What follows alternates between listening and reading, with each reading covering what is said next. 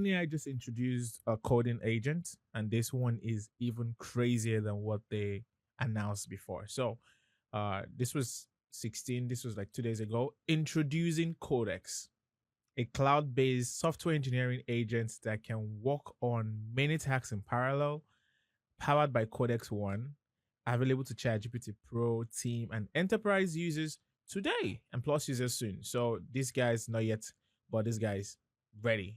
So Codex is a cloud-based software engineering agent, something that is similar to, I would say, what we have with Devin. So if you know Devin, Devin was something like this, a cloud-based software engineering agent. So Codex is ChatGPT, OpenAI's version of that, and they can now access Codex, where you can plug in your GitHub and stuff and have it do things with your code, analyze it, and understand. So I think that's pretty powerful. Comparing that, we've gotten like a dedicated software engineering model, right? This one is by Chat OpenAI as well, so you can try it. So what you can do is you can plug in the context from your code. In my current project, find a bug in the last 5 commits and fix it. If you remember from the previous stream, I said that it has access to, you can give it context of your GitHub repo, and it can now do things in the cloud and maybe submit a PR. So you can see PRs here because you're connected your GitHub, and it's accessing the main branch. As you can see here, you can tell it to find a bug and fix it in the code. Sounds cool. This is the real cursor for video editing. So you can edit 2 times faster with Final Cut, Premiere, DaVinci, whatever. Double speed.ai. This is not marketing, but according to this video, you can see what superhuman exists. So what it does is, oh my god, that's so much. So what it does is enters the prompt, creates an hyperlapse around the word edit, and then put it, and then double loop operates it uses the cursor to like control the, see, it does all that stuff, uses the cursor to like make all the edits. So it takes over the cursor and clicks around and does the stuff. So like you are using, like, your AI is planning. So essentially it's all about planning. It can see what's on the screen and it can plan and it can do this stuff. I think this is pretty cool. If you are an editor, right now it's not available for everybody to see. You might need to like do your own marketing thing. But it's pretty cool to see AI helping in certain areas that feel more like a rudimentary. So imagine what you can do with just like saying, do this for me, and it can go ahead and do it. Like, that's crazy. Like, that's a superpower.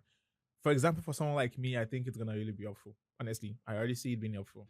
You can now export a couple things from ChatGPT. So you can now export your deep research reports, as well as well formatted PDFs with tables, images, link captions, everything, sources. Just clicking, share, download as PDF, and it just works.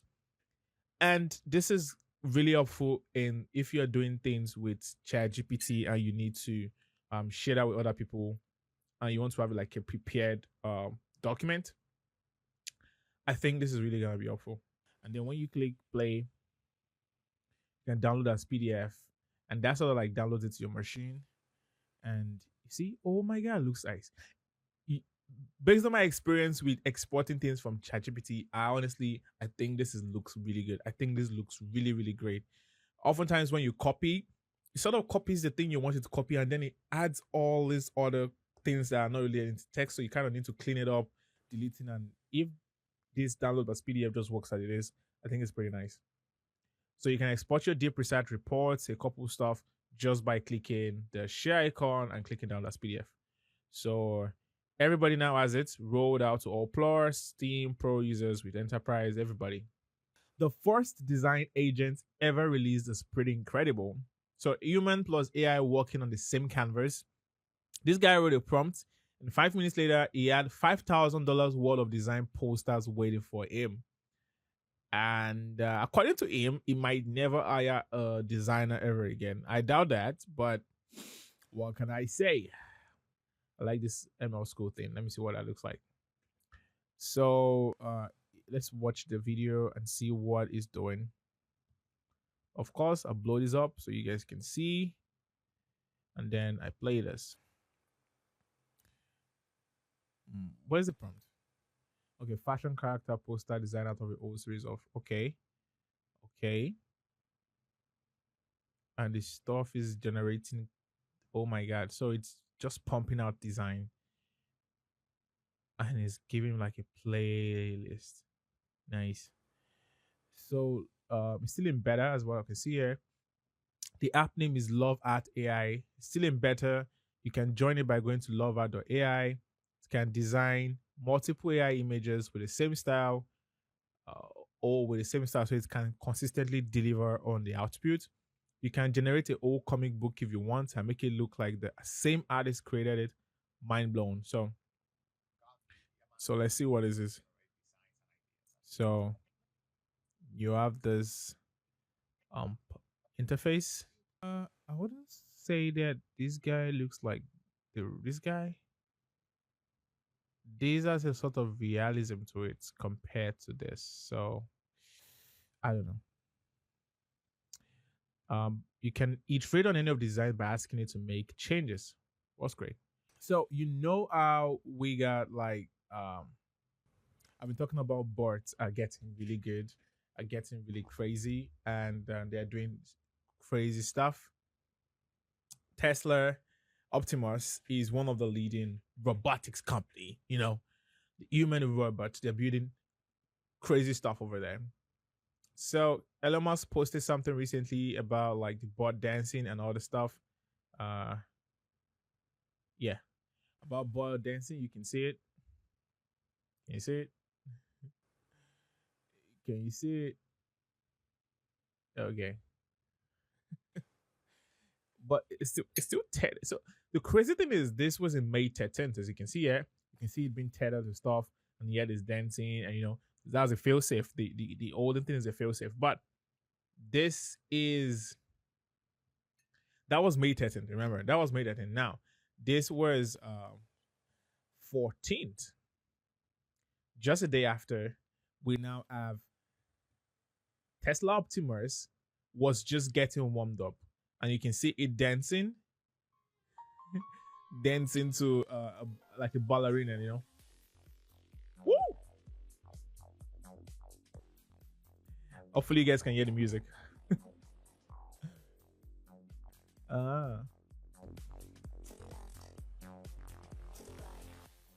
And this was not sped up. They claim it's 1x speed, so it's not as if it's slow and all. So ChatGPT will be letting you add custom MCP connectors. And what does that even mean? So it means that you'll be able to connect ChatGPT to any application with MCP. And this will basically be every app, because developers have seen great incentivization of MCP becoming a standard.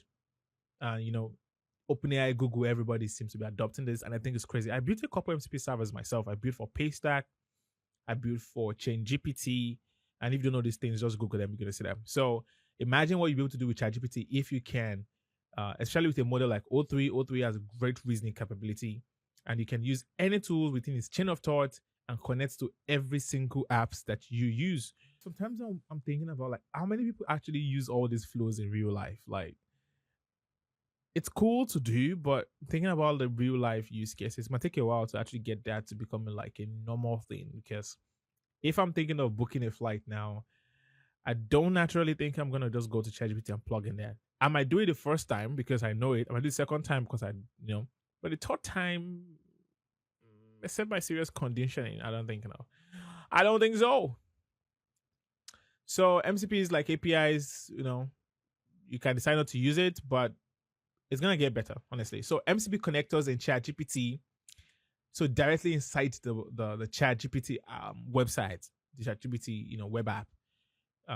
Instead of doing things like Claude Desktop, where you have to download the Claude Desktop, you can do that directly in ChatGPT. Superbase now provides ChatCN-based UI libraries to add features like sign up, file uploads, real-time cursor sharing, and even more. So ChatCN libraries where you can just drop in a component and you have a UI component that's ready to ship. You can bulk pull the cursor rules and plug that into your AI, and your AI can directly work with them. So in the demo, you can see them using the password based or the drop zone where you can attach images. There's also the demo of the QuickTime cursor. You can now edit entire files in cursor. Quickly edit entire files in cursor. So this demo, previous, context windows and all the stuff. It's nice to manage all that requirements, but cursor now allows you to like select a particular section of the code and tell it to do something, and that can actually affect the entire code, right? You can see it's using the context for that particular level. So it focuses on that selected area and it can influence that. We've trained a new tab model that can jump across files. So you can jump across files, across sections of the code, and like, oh, maybe this particular changing this variable here is going to affect something else.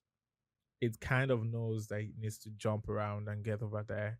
And you can just tab, and it kind of like jumps across the entire thing and fixes it for you. Google's Gemini chatbot can now more easily analyze GitHub projects. Ooh.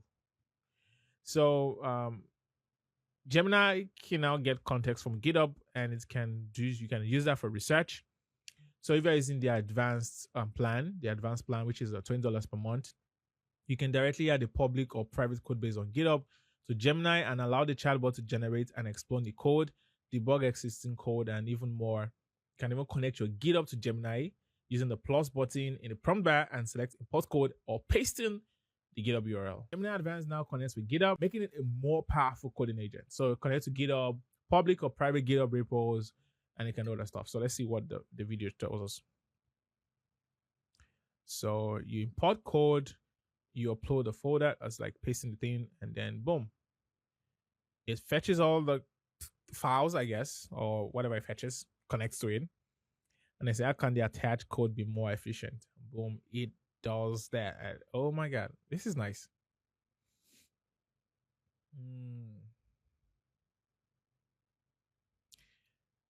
They're getting closer to Codex.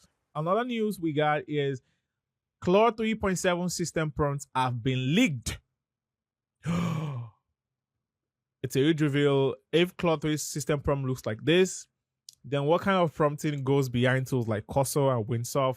Were you bamboozled into believing prompt engineering would become obsolete? So this is what the thing looks like. Use only Tailwind core utility class for styling. Very important, all capital letter. If you have a link to the actual release of this, please share it. So the contextual learning is ICL. This is ICL. So the I must mean something, maybe inline, I know, something. Also known as few shot learning, performs better than fine-tuning in generalizing to new tasks. So few shot learning does best than when you fine-tune the model to do that thing, right? But there's a problem with higher inference computations, according to a study, and Google is proposing a new AI model training method that combines the advantages of both methods. So when Google is proposing something, you listen, because the entire idea of GPT started from Google, right? So let's see. Fine-tuning is a method of retraining pre-trained LLMs into small data sets for specific purposes. So when you take a larger LLM and you feed it with specific data and you use it to train the bigger model to do those specific things well, you fine-tuned it. Light Lab, controlling light sources in images with diffusion models. So Google is working on a new paper, and this one is interesting. So the model is being trained, or Light Lab is where is going to come out, and the idea is you can control the light sources in images with diffusion models pretty well. So you can see that how they converted it to night. See all these images, you see the lightning is changing, and I don't know if this is something that the recent AI models can do.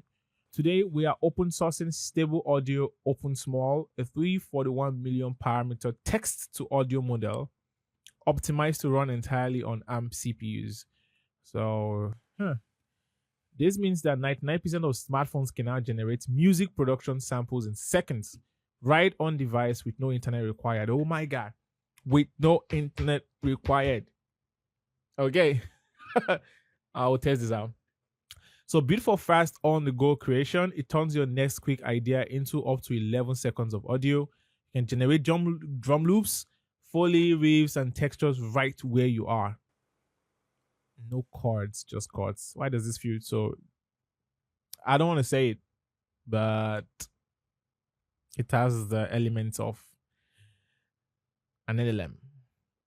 So let's see if this is something we can check out. Let's see more about this video. Let's listen. Probably it's an audio of what they generated.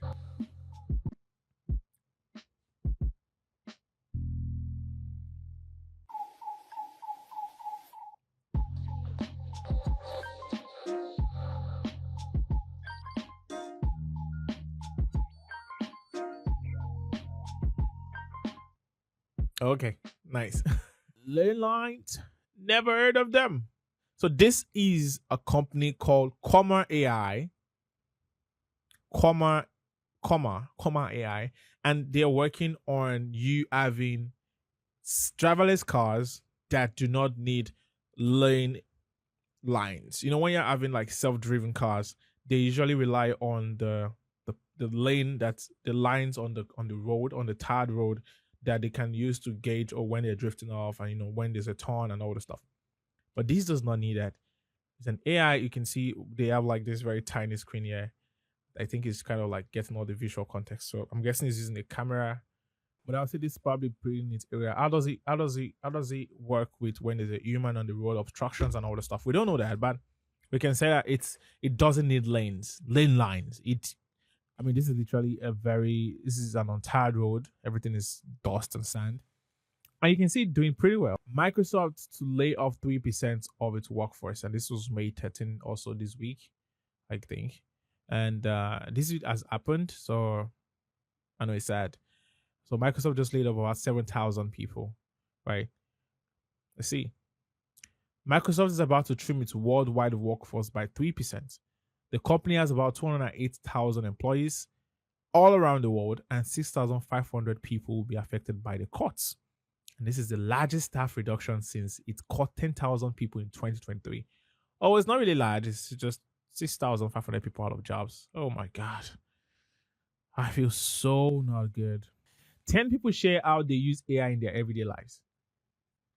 Let's see. So, ever use ChatGPT to fix your resume at night or outline your next client pitch? You are not alone. And these are 10 people who are sharing how they use AI in their everyday life. So we have Toby. Toby is a brand strategist and he uses AI for proposal and brainstorming. He said, I use ChatGPT 4 because it feels like it's ready to understand how I think. I don't need to provide too much context anymore. It becomes a creative partner. Nice. So once you train your prompts well,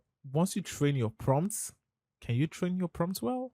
Or once you write your prompt well, AI can become a reliable extension of your brain, especially for tasks that require structure and creativity.